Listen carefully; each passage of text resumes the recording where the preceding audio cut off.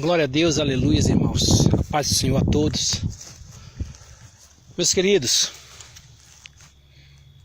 em Atos dos Apóstolos, no capítulo 16, Paulo, na sua segunda viagem missionária, estava a pregoar o Evangelho, como sempre, muito ocupado com a pregação do Evangelho, e disse que ali, naquele lugar, eles foram constrangidos a ficar na casa de uma mulher chamada Lídia. E a caminho da oração, vinha uma mulher, uma jovem, que era possuída de um espírito de adivinhação. E essa jovem, por muitos dias, seguia a Paulo e a Lucas e a Silas e falavam: veja esses homens, eles são aqueles que vos levarão para o caminho da salvação. Estes homens, ouviu o que eles dizem, que eles são servos do Deus Altíssimo. Ela fez isso por muitos dias. E Paulo se irritou, ficou perturbado com isso, foi lá e expulsou o demônio, falou: eu te mando que saia dela. E o espírito saiu. E ela dava muito lucro para os seus senhores. E vendo os senhores que estavam ameaçados os seus lucros, porque eu imagino que a mulher adivinhava tudo para eles. Em troca, tipo assim, a pessoa perdia alguma coisa ou ela tinha alguma coisa furtado. E aí a pessoa falava assim: aqui, algo meu foi furtado. Se você me revelar, se você adivinhar quem furtou, eu te dou metade do lucro. Aí o senhor falava: adivinha lá. Ela ia lá e adivinhava: olha, foi seu primo não sei quem, foi seu vizinho não sei quem. Coisas desse tipo, coisas do diabo. E ela tinha esse espírito e dava lucro, porque ela era escrava de alguém, trabalhava para alguém, ele dava alguma coisa para ela e ficava com a maior parte do lucro. E quando Paulo expulsou o espírito, eu imagino que ele falou assim: ó, vem cá ali, vem cá, mulher, ó, adivinha aqui, minha jovem. Ela falou: não posso, porque não está mais em mim, quem não está em você? O espírito. Onde é que ele foi? Ah, aqueles moços ali, estrangeiros, expulsaram ele de mim. E quando os homens viram que não ia ter mais lucro com a mulher, se revoltaram, pegou Paulo e Silas, levou diante dos magistrados e falou que eles estavam pregando uma fé que não era a deles. E é mentira, porque eles nem estavam pregando, eles estavam indo para a igreja, eles estavam indo para o templo adorar. Claro que eles pregavam também. Mas isso aconteceu quando eles estavam indo para a oração. Eles não estavam em praça pública anunciando fé, eles estavam indo para a oração. E o que eu acho interessante é que o espírito ficou por muitos dias perturbando. E um dia, Paulo se incomodou, foi lá e mandou sair. Escute. Então Paulo e Silas foram para a prisão. Paulo e Silas foram para a prisão. E foram colocados nos cárceres inferiores. Quando se fala de inferior, quer dizer que o cárcere ainda era pior que os outros. Não tinha rede de esgoto, como as cadeias de hoje que tem vaso sanitário. Então o camarada fazia um negócio lá em cima, ele quer na cela de baixo, sai de baixo, passar para debaixo e assim até cair no mar. E os cárceres inferiores ficavam abaixo do nível das águas.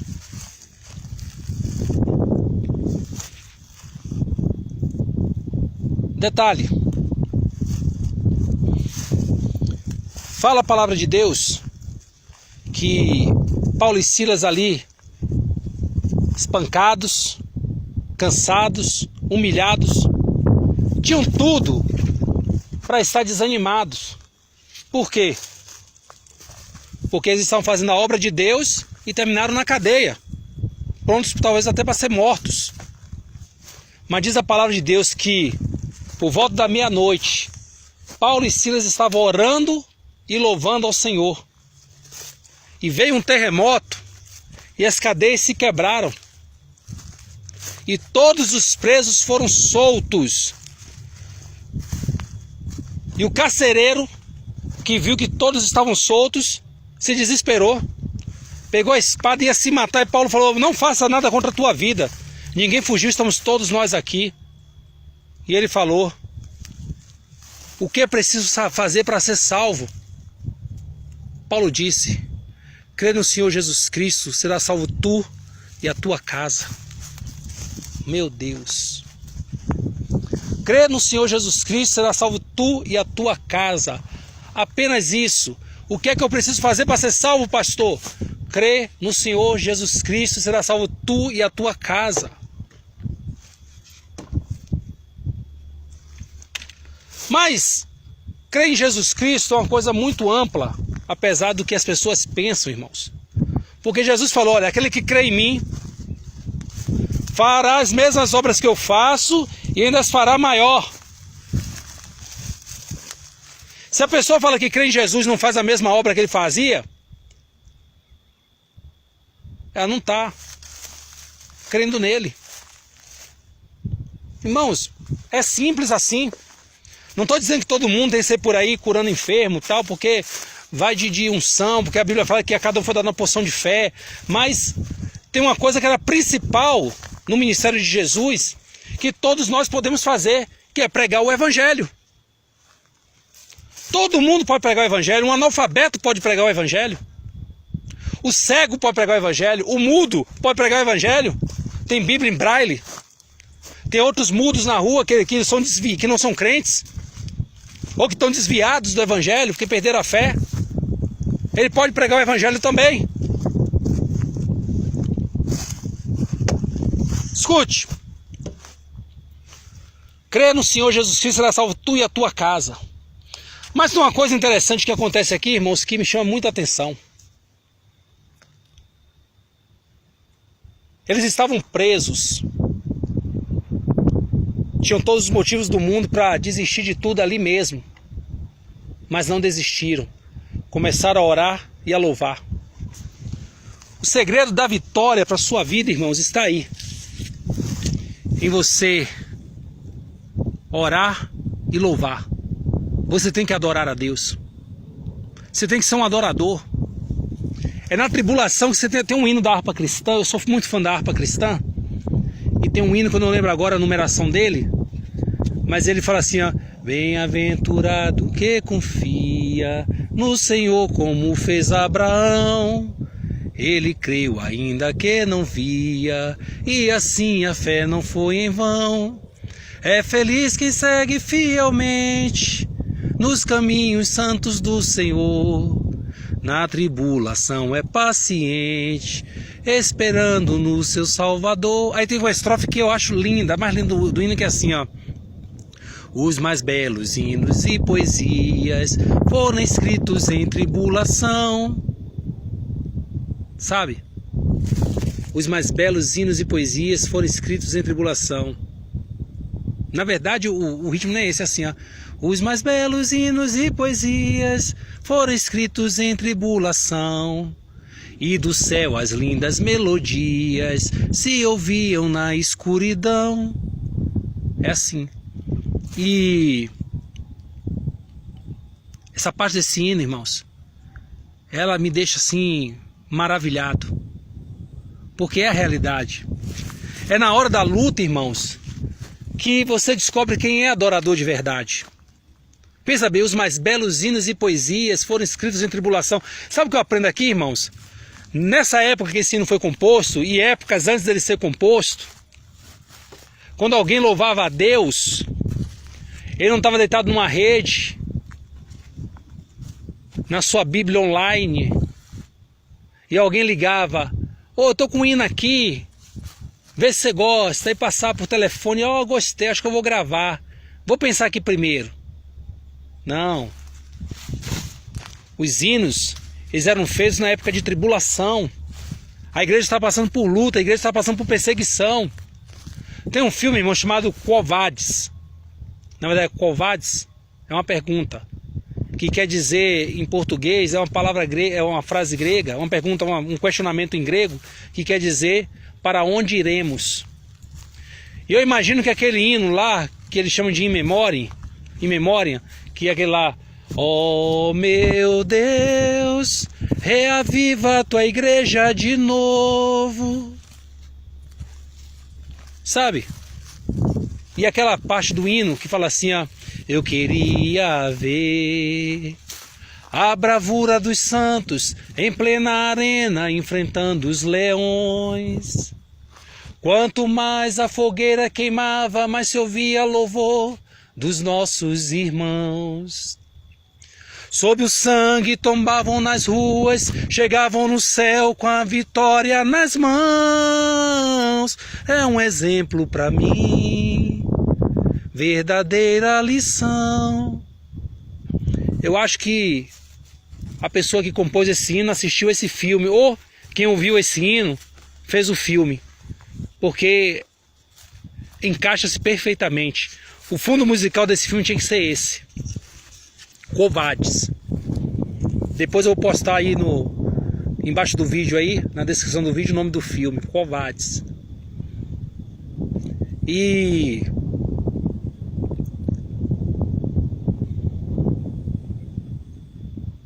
eu fico observando que hoje nós nos abatemos e nos enfraquecemos por qualquer motivo.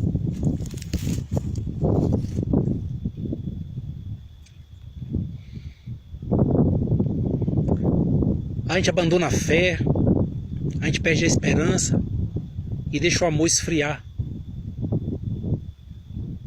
Mas Paulo e Silas não. Eles perseveraram na fé e começaram a orar e louvar, e as cadeias se quebraram.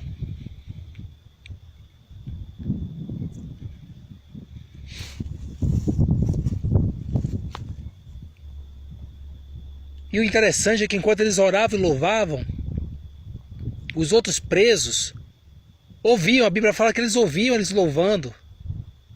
Sabe, irmãos? Você está passando por luta e o seu vizinho está te observando. Ele quer saber o que vai acontecer na sua vida. Ele quer saber a respeito do seu Deus. Ele está falando que ela não é crente porque está passando por isso. Ele não é crente porque está sofrendo. Ele não é crente porque está desempregado. Ela não é crente porque ela está doente. Ela está com câncer. Ela não é crente. E aí eu pergunto, irmãos, você tem sido adorador para sua vizinhança? O que é que eles têm visto sair da sua boca, dos seus lábios, na hora da provação? Louvor ou blasfêmia?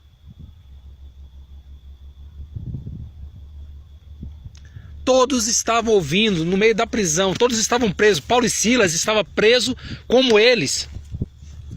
Estavam condenados à mesma desgraça. A Bíblia fala, irmão, que o que acontece com o ímpio acontece com o justo, mas a diferença é como você passa pelo mesmo problema que o ímpio passa.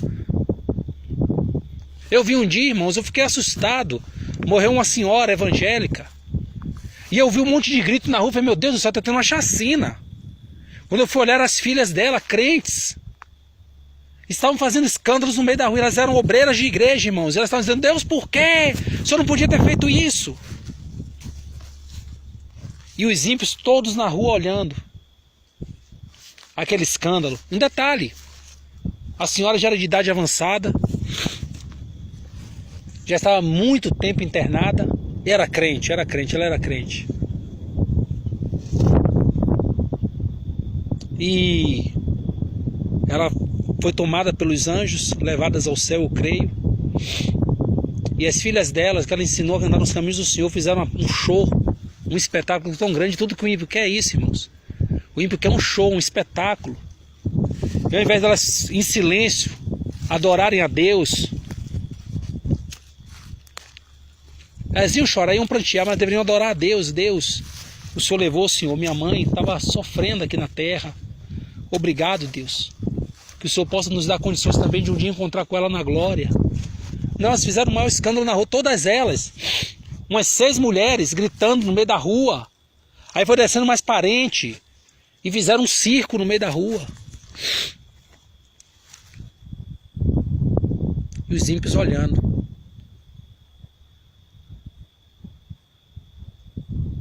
Qual tem sido a sua atitude na hora da adversidade?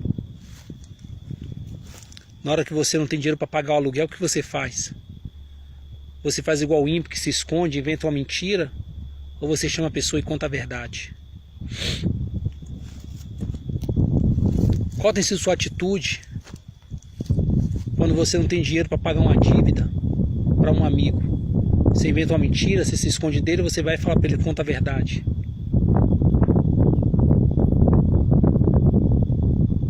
Quando você está doente, você liga para todo mundo e fala, eu estou doente, estou acabado, minha vida está um inferno. Ou você levanta e sai arrastando para a igreja assim mesmo, em silêncio, dando glória a Deus, como se nada estivesse acontecendo.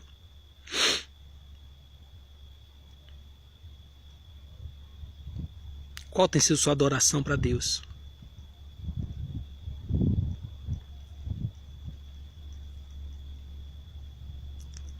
O que você tem falado para Deus na hora da adversidade? Eu conheço um pastor, eu conheço ele. Ele já era um senhor de idade. A minha pastora contou isso, mas eu conheço ele, eu conheço o pastor. Ele já era de idade avançada. E a esposa dele também. E ela engravidou. Eles já tinham netos. A mulher engravidou, eles ficaram assustados com isso, mas foi uma coisa maravilhosa para ele, sabe? Ele ficou todo, né? Com mais de 60 anos, é pai. Falaram, olha, ela tá que nem Sara, esposa de Abraão. E a gravidez foi sossegada. A mulher já tinha quase 50 anos de idade e ele já tinha seus 60. E era uma gravidez de risco, porém a criança nasceu. E aí todo mundo no bairro foi ver ele apresentar a criança. Então não foi lá assim, olha, aquele pastor velho lá, aquele senhor lá, aquele pastor velhinho, ele vai apresentar o filho dele que nasceu, rapaz. Ó, o pastor ímpio foi, dono de loja, comerciante. E ele apresentou.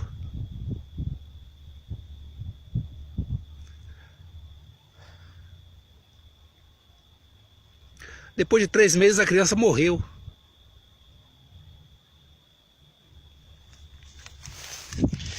E ele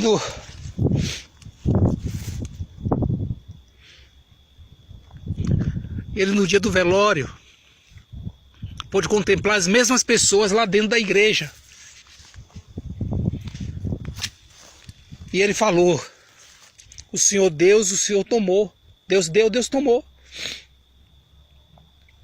Deus tem poder para ressuscitar aqui essa criança. Só que Deus não ressuscitou a criança. A criança morreu do nada. E eles acostumaram a acordar todo dia no mesmo horário que a criança chorava.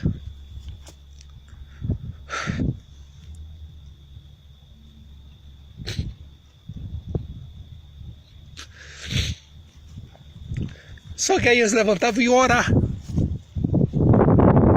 Eles oravam e perguntavam, Deus, por que, Deus? Eu amo o Senhor. Eu falei pro povo que eu amo o Senhor, a mesma coisa. O Senhor Deus, o Senhor tomou, continua te amando, Deus. Por quê?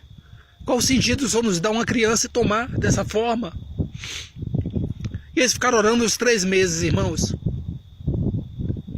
E aí Deus falou para ele um dia, é porque as pessoas aqui não acreditavam que você me amava, agora elas acreditam.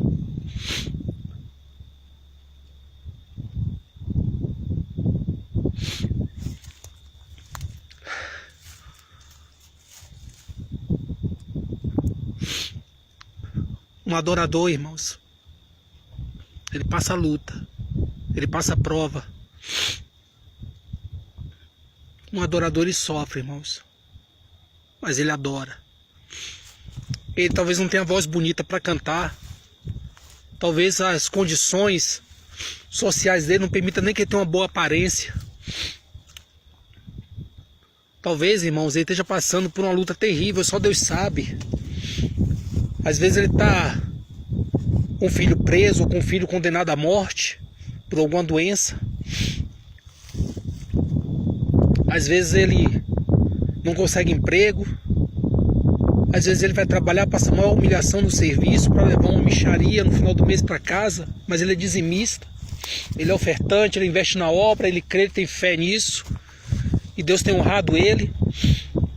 E as pessoas não sabem o que esse homem passa e tentam humilhar ele ainda assim, às vezes dentro da igreja, irmãos. Às vezes dentro da igreja. Às vezes dentro da igreja, irmãos, a gente passa por isso. Eu passei muita humilhação dentro de igreja, irmãos. E as pessoas diziam que eram cheios do Espírito Santo. Um adorador, irmãos, é diferente. Um adorador, ele adora na adversidade, como se estivesse adorando num casamento. Um adorador, ele adora a Deus, não importa a situação. Um adorador, irmãos, não importa se está chovendo ou fazendo sol. Para um adorador, irmãos, não importa se ele está solto ou preso. Eu lembro que às vezes a pessoa fala para mim assim, olha,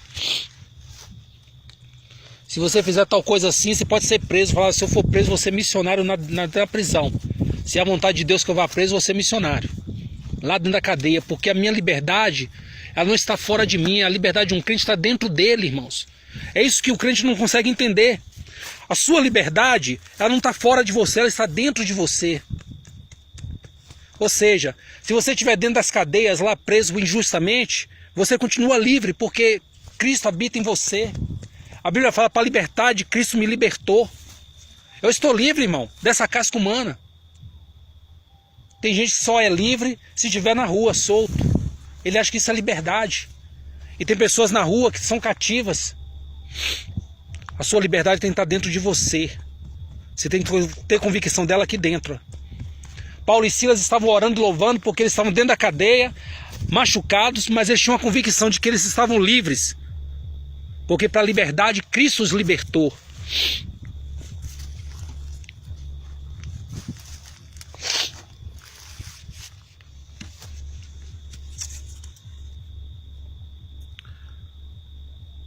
Desculpa, irmãos.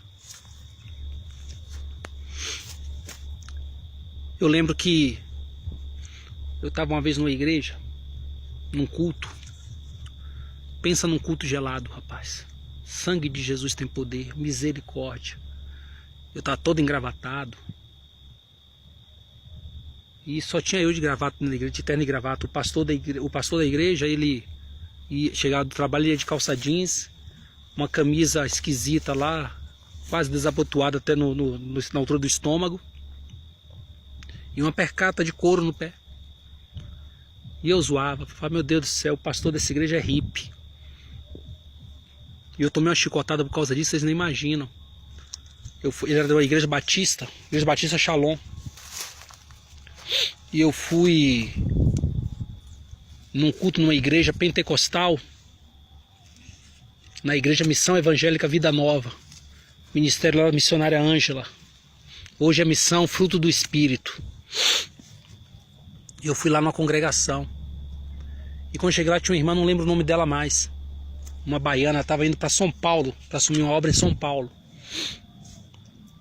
Isso foi uns 18 anos atrás, irmãos. Mas eu nunca mais me esqueci.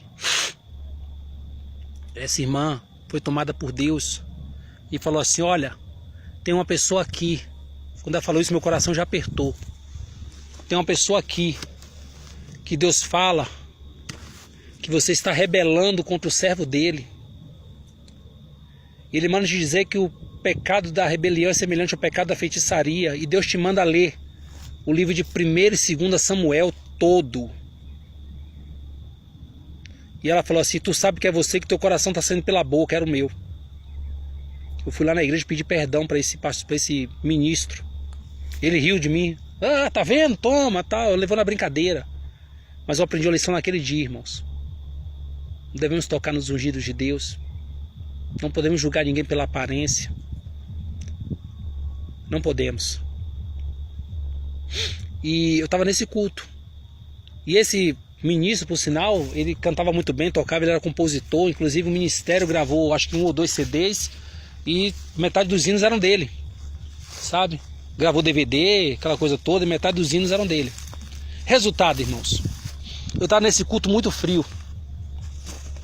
O louvor frio, rapaz, não fluía. Aqueles irmãos estavam fazendo aula de cântico, sabe? Ficava aquelas técnicas lá doidas lá e não fluía o hino. E eu tava dando febre emocional, porque eu tava passando por uma luta muito grande. Como sempre. E aí, deram oportunidade para uma irmã que estava visitando a igreja, que era de outra congregação. Aí me sobe a irmã, rapaz, com o chinelinho dela lá, havaiana, um vestidão de pano, aquele solto assim, que ela levantou, puxou o vestido assim, atrás assim, que tava todo agarrado nela, né? Meteu a mão lá atrás e puxou o vestido. Eu falei, meu Deus do céu. Sabe, uma irmã negra, negra, muito negra mesmo. Com o cabelinho dela lá pichain, rapaz. Aqueles cabelos que quase passou ferro, sabe? Hoje é prancha, de mim passava era ferro, né? E eu falei, pronto, agora sim, pra piorar é essa aí. Ela sobe lá, quando ela abriu a boca, faltava dente na boca. Eu fiz, ai meu Deus do céu, pronto, meu Deus. Era só que faltava, arrebentou agora com o culto de vez. Essa mulher abriu a boca, deu paz do Senhor e falou assim, vamos louvar assim, irmãos. Deus enviou, oh irmãos. Deus me tomou naquele culto tão profundamente, irmãos, que o Anderson lá, o ministro, quando viu isso, ele falou assim, não, continua, continua. Ela parou de cantar, agradecendo, pegou o microfone e continuou, Deus enviou, sabe? Porque pensa num crente duro, que não aceitava as coisas de qualquer jeito. É só se Deus tocasse. E Deus usou a irmã na simplicidade dela. E eu nunca mais... Irmãos, sabe o que eu louvo a Deus, irmãos? É que Deus não deixa eu esquecer essas lições. Tem gente que apanha e esquece. Não, quem apanha, irmão, não pode esquecer não, irmãos. Principalmente quem apanha de Deus. Não pode esquecer. E terminou que eu fiquei fascinado por aquela revelação. E eu comecei a frequentar essa igreja, Missão Evangélica Vida Nova. Me tornei obreiro nessa igreja por um tempo. Mudei do Barreiro para Vespasiano, onde eu resido até hoje. E aqui eu fui para São José do Almeida, que foi minha escola de ministério, uma cidade aqui perto da Serra do Cipó. E lá Deus começou a me usar com milagres tremendos. Expulsar demônio, curar enfermos. Até sinais de prodígios e maravilhas, irmãos. Deus operou nessa cidade, graças a Deus. Foi minha escola de ministério. E quando eu saí de lá, por todos os lugares onde eu passei, eu consegui deixar alguma marca de Deus. E em quantos momentos da minha vida, irmãos, eu saí para pregar o evangelho, passando por grandes lutas. Grandes lutas. E eu chegava na igreja, começava a louvar às vezes, porque, irmãos, fala pra vocês, eu sou pau pra toda obra. Eu tenho muitos ministérios, louvar não é um deles não. Tenho muitos dons, mas louvar não é um deles não. Mas se a obra tem necessidade, irmãos, a gente vai pela fé. Alguma coisa tem que ser feito. Então, queridos, eu saía de casa às vezes machucado, com todos os motivos do mundo para chutar o balde ou para não fazer nada. Sim, você sabe uma coisa? Se Deus não está abençoando o negócio, eu vou ficar me preocupando. Deus quer me usar, mas está deixando passar por esse tipo de situação. Eu vou pregar mais não. Não vou pregar mais. Beber uma aguinha aqui, irmão. Está muito quente. Estou aqui desde de manhã, está muito quente o tempo.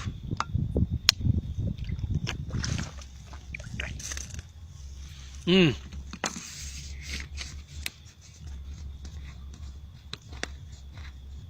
eu ia assim mesmo, irmãos, para pregar o evangelho. Porque